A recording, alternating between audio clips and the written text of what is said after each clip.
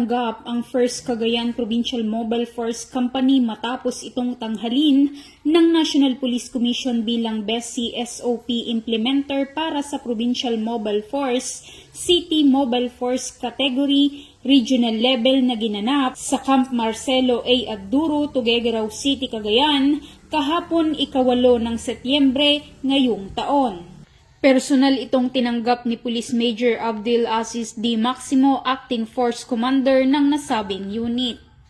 Ayon sa naging mensahe ni Police Major Maximo, ang parangal ay bunga ng masusing pagpapatupad ng Community and Service-Oriented Policing System at ang matibay na ugnayan ng kanilang unit sa lokal na pamahalaan at komunidad.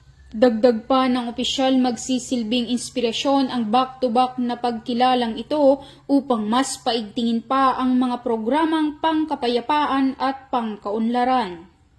Layunin ng CSOP system na patatagin ang pagkikipag-ugnayan ng Philippine National Police sa iba't ibang sektor, kabilang ang mga lokal na pamahalaan upang mas epektibong maisulong ang kaayusan at kapayapaan sa komunidad.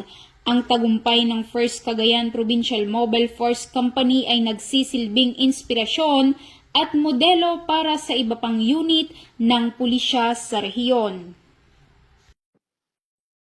Mula dito sa Lambak ng Cagayan, ako ang inyong Police News Network Correspondent Patrolwoman Wendy Rumbawa, alagad ng batas, tagataguyod ng Balitang Pulis.